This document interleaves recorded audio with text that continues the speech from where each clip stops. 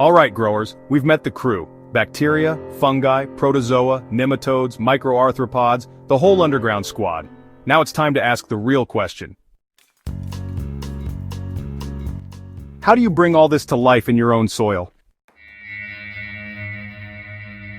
Because here's the truth. You don't need a lab, a farm, or a PhD to grow living soil. You just need the right ingredients, a little patience, and the will to stop treating your garden like a chemistry set. Let's break this down into a step-by-step game plan. Simple, actionable, and effective. Step 1. Stop killing the biology.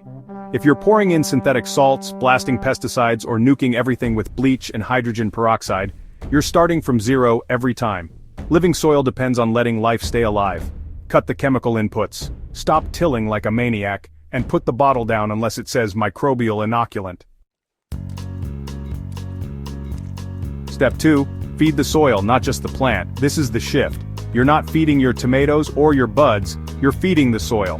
Because when the soil is healthy, the plants take care of themselves. You want organic matter, compost, mulch, worm castings, decomposing leaves, anything that breaks down and becomes food for microbes.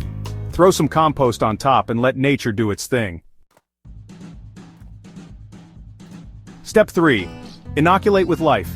Dead dirt stays dead unless you introduce biology. Add a quality compost. Not just any bagged mix, I'm talking real deal, wormy, smelly, fungal-rich compost. Use mycorrhizal fungi spores at transplant. Brew up a batch of actively aerated compost tea and drench the soil.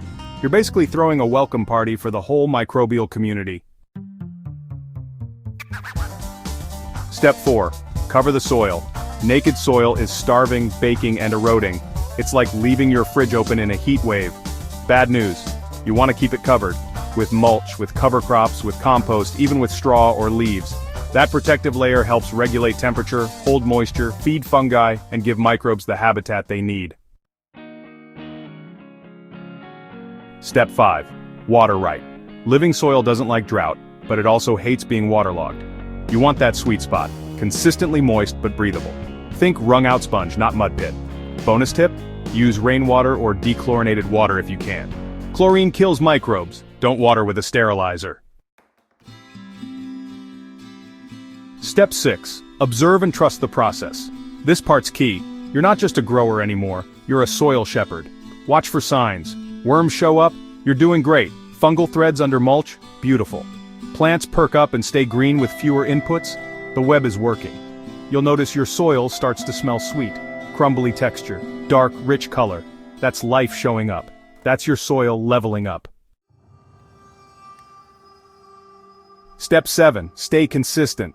Living soil doesn't need constant adjusting. It needs respect. Stick to the plan. Feed it. Protect it. Let the biology balance itself. Over time, you'll spend less on inputs and more time just watching things grow. Whether you're growing cannabis, tomatoes, herbs, or houseplants, the soil food web is your secret weapon. It's how you unlock flavor, resilience, and yield without fighting nature. So stop trying to be the boss of your garden, and start being its ally. Let life lead. This is Growers Tips. And now you know how to build a soil system that feeds itself, defends itself, and never stops getting better. Stay dirty, grow smart, and I'll see you in the next series.